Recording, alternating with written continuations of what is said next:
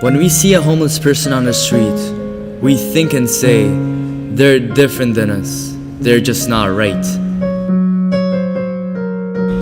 Over 150,000 people will experience homelessness in Canada every year.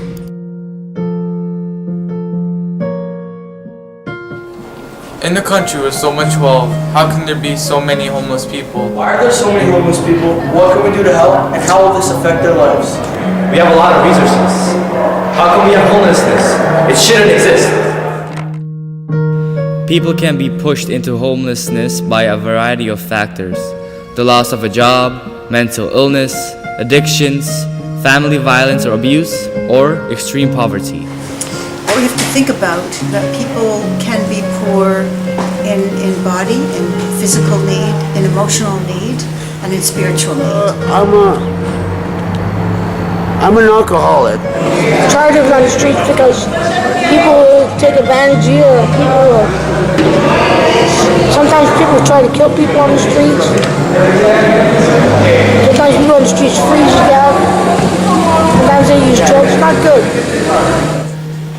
For the most part, it's to do more with substance abuse, mental illness that cause them to be homeless in the first place.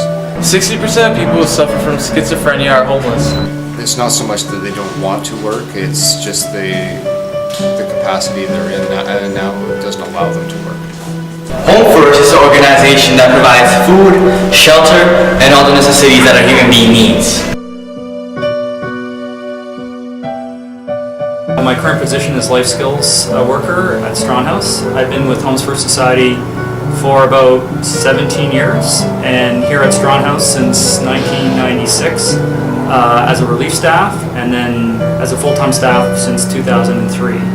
And my job is sort of loosely defined, but I help coordinate the people moving in here, getting them set up with income, hooking them up with workers if they need it, dealing with some administrative stuff like the rent. I'm the supervisor of Strawn House.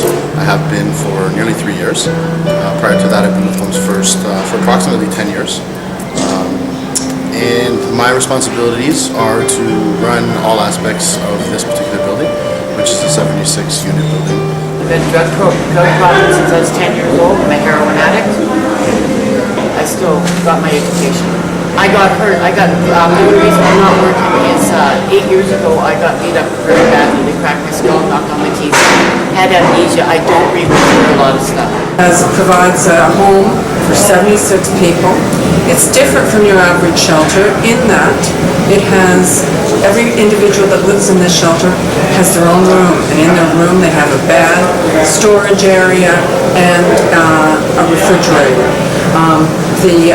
Many shelters in the city of Toronto are dormitory style, and this is very unique in that it's not that way, and it is designed to provide housing for people that have lived many, many years on the streets, and they've been chronically homeless.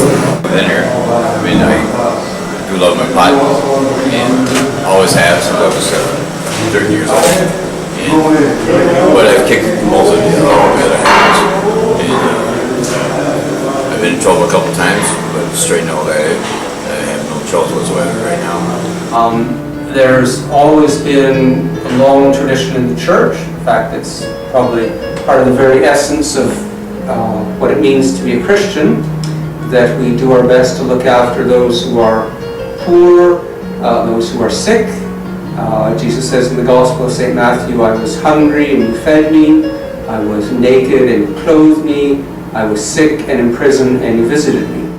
In the past year, 50% had experienced severe depression, 1 in 10 had attempted suicide, 1 in 3 have been physically assaulted, 1 in 8 have been assaulted by police.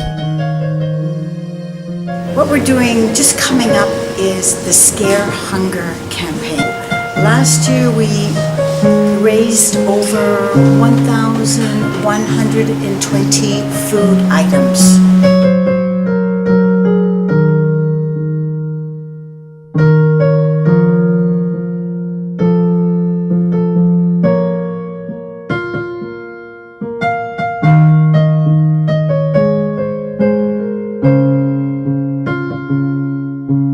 walked on Queen Street West to Regent Park, and while we were walking, we gave out sandwiches to the homeless.